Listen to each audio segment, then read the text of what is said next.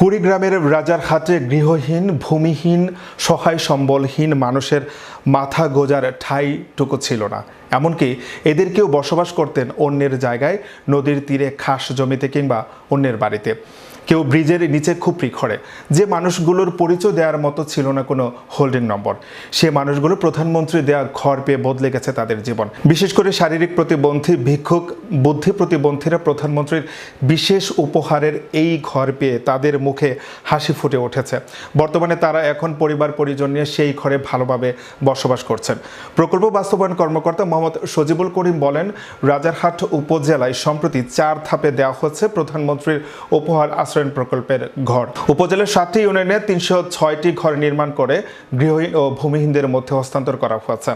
রাজারহাট উপজেলা নির্বাহী কর্মকর্তা জানান, মুজিব শতবর্ষ উপলক্ষে ভূমিহীন, গৃহহীন পরিবারকে 306টি ঘর প্রধানমন্ত্রীর উপহার হিসেবে দেওয়া হয়েছে।